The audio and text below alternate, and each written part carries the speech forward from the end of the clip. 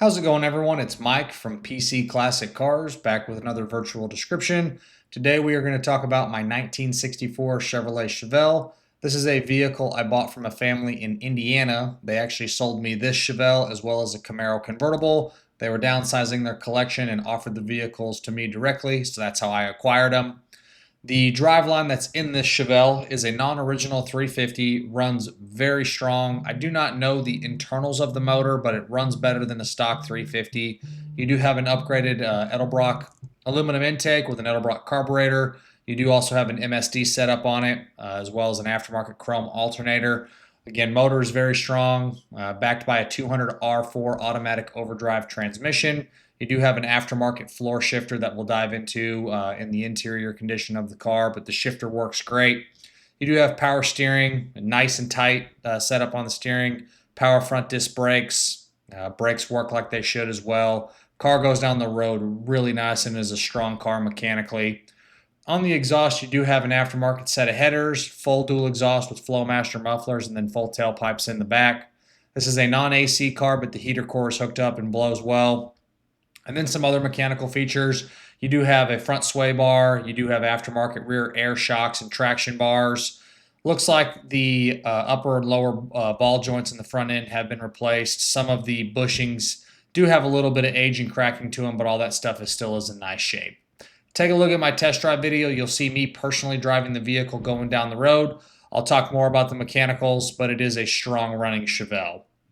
On my does it work section, a couple small disclaimers. When you put it in reverse, the little white lights in the taillights do not come on. The aftermarket steering wheel is a Grant steering wheel, and the horn is not doing anything. The factory dash clock also doesn't work. The little voltage light or gauge doesn't work. And then the speedometer works, but it's off by about 10 miles an hour. So some really small items are not functioning properly. Take a look at my Does It Work section. It's going to be posted on the website at the end of the photo set, or if you click on the Additional Informations tab, it's going to have photos of all the imperfections on the car as well as a screenshot of the Does It Work section. During my normal pre-inspection where I check for leaks, bushings, wear items of the suspension and the steering components, on this one all the fluids checked out good. The U-joints and the wheel studs are also in good shape.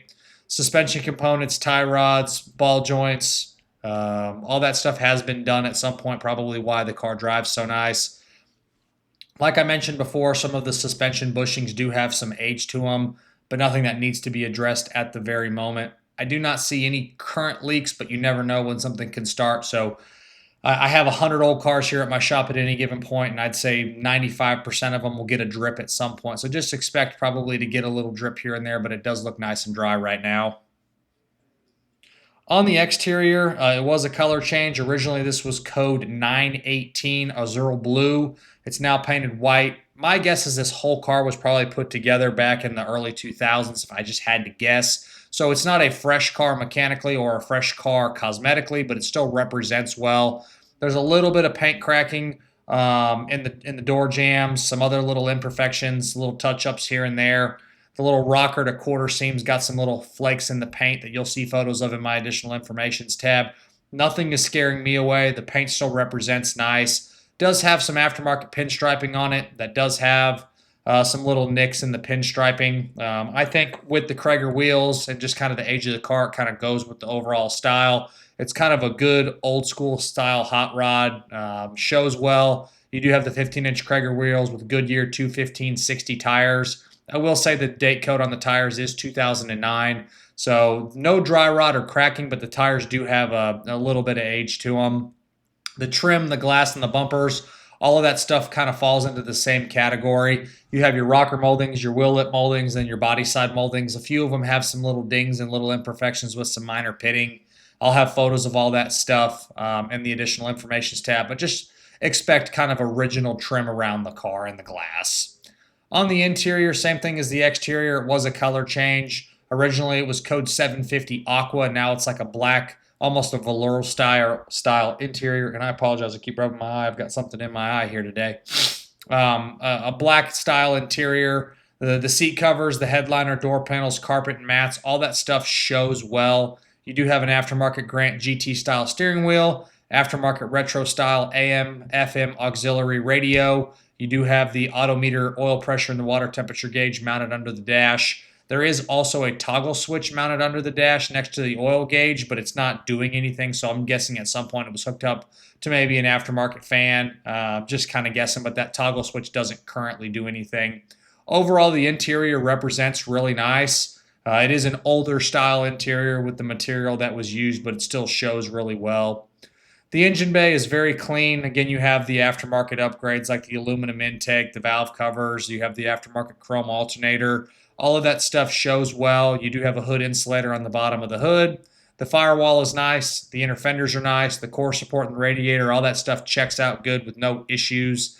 When you pop the hood, it represents like a nice, clean, very, very sanitary engine bay.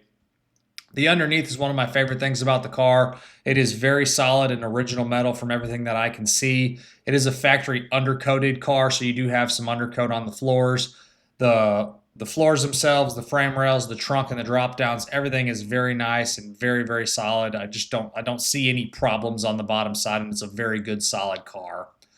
Overall, it's a fantastic running and driving Chevelle. I'd say it's on the stronger side mechanically. The motor runs great. That transmission having the 200 R4 overdrive is a huge bonus. Transmission shifts nice and firm. If you want to shift through the gears manually with that aftermarket shifter, you can, or you can just put it in 3, which is going to be your drive setting. You can put it in drive and just go. Cruises down the road really nice. The interior is very comfortable. A short list of little things not working on the car. You're not fighting rust battles. It's just a good quality, older, redone classic car that just is a fun car to drive. And as always, I appreciate y'all stopping in to watch another one of my virtual descriptions. Make sure you check out the test drive video along with the additional informations tab. Both are posted on the website, pcclassiccars.com. I'll catch you guys on the next video and hope you have a great rest of your day.